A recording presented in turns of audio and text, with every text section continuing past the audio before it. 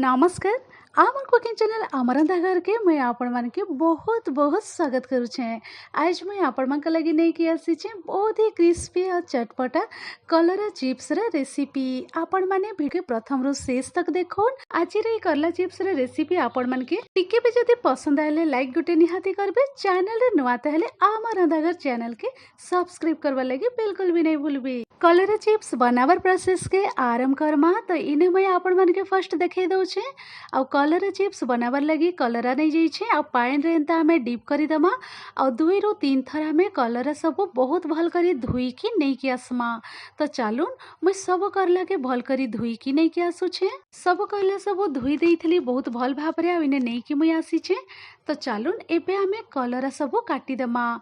तो एंता साइड रो हमें फर्स्ट काटी दमा तारपरे इने मैं राउंड शेप रे काटी दउछे। देखि पारुथिबे आपण माने आ बेसी मोटा मोटा करी के बिल्कुल भी नहीं काटबे। आपण माने करला केंता राउंड शेप रे काटबे और पतला पतला करी के आपण माने काटी के यूज करबे। तो चिप्स करला चिप्स आपण माने के खाइबार लगे बहुत ही बढ़िया लागबा।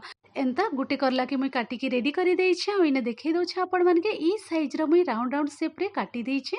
देखबार लगे भी बहुत ही बढ़िया देखा जाउछे आ करला चिप्स भी खाइबार लगे बढ़िया लागबा। तो चालून सब करला सब के मुई एंता राउंड शेप रे काटी के नहीं के आसुछे। तो इने मुई आपण मान के देखै दउछे गुटे बड़ साइज रो प्लेट रे मुई सब करला सब के काटी के नहीं के आसीछे।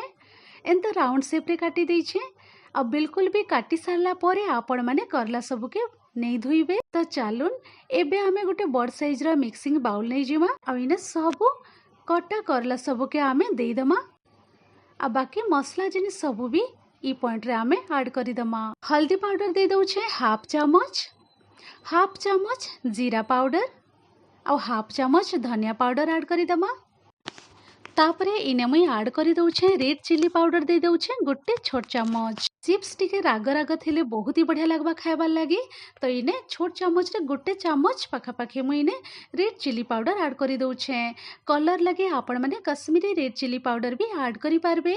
रेड चिली पाउडर ऐड करी सारला परे इने मुई गुटे चामच दे दउछे अदा और रसुण के एंता टिके मुई कुटी के टिके मुई इने ऐड करी दउछे। आ पूरा पूरी फ्रेश अदा रसुण के आपण माने एंता टिके छेची के यूज करबे। बहुत ही बढ़िया लागबा चिप्स बहुत ही बढ़िया लागबा खाइबार लगे आ बहुत ही बढ़िया टेस्ट आएबा। अदा रसुण रो पेस्ट दे सारला परे आमे स्वाद अनुसार जेतकी दरकार से हिसाब रे आमे नून ऐड करी दमा।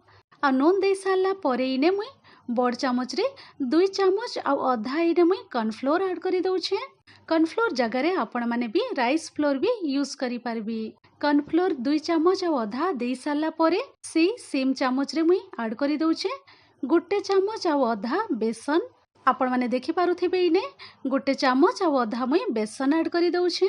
तो एबे हमें काना करमा फर्स्ट हमें इतकी मसला सब दे सारला परे हाथ साहाय्य बहुत भल करी हमें फर्स्ट मिसई दमा। बिल्कुल भी पैन यूज नहीं करबे। कलरा पीसेस सबुरे मसला सब बहुत भल भाबरे कोट हो जाइछे। तो एबे मुई आउ टिके भल करी कलरा पीसेस सबुरे मसला सब कोट हेबार लगे इने मुई 2 ରୁ 3 चामच पाखापाखी पानी दे दउछे। पानी दे सारला परे आउ थरे हमें सब जिनिस के बहुत भल भाबरे हमें मिसई दमा। और मिसई दे सारला परे इने लास्ट रे मुई ऐड करी दउछे छोट चामच रे गोटे चामच इने राशि मुई ऐड करी दउछे।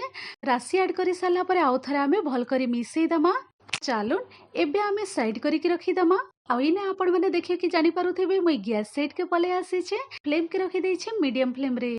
तेल एबे भल करी गरम हे जाइछे। तो चालून एबे हमें एंता डीप करी दमा कलरा पीसेस सब केयरफुली डीप करबे जेतकी कढ़े रे धरी पारुथिबा सेतिके आपण माने कलरा चिप्स सब एंता डीप करी देबे। मीडियम फ्लेम रे रखी कि 2 ରୁ 3 मिनिट पाखापाखी हे जाइछे एंता फ्राई करी देइछे देखि पारुथिबे। आउ टिके टिके हेई आसला न। तो चालून ई पॉइंट रे मुई कंचा लंका भी दे दउछे बहुत ही बढ़िया बास्ना आएबा आउ खाइबा लगी भी बढ़िया लागबा।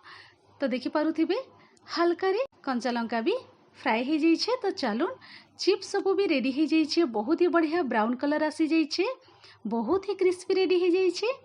तो एंता सेम प्रोसेस रे आमे सब कलरा चिप्स सब के फ्राई करी के रेडी करी दमा। इने मैं आपण मान के देखै दउछे सब कलरा चिप्स फ्राई करी के मैं रेडी करी देइछे। देखि पारुथिबे बहुत ही क्रिस्पी बहुत ही चटपटा रेडी हो जाइछे कलरा चिप्स गरम गरम। आपण माने भात संगे एंजॉय करी पारबे बहुत ही बढ़िया लागबा बिल्कुल भी पिता नहीं लगे।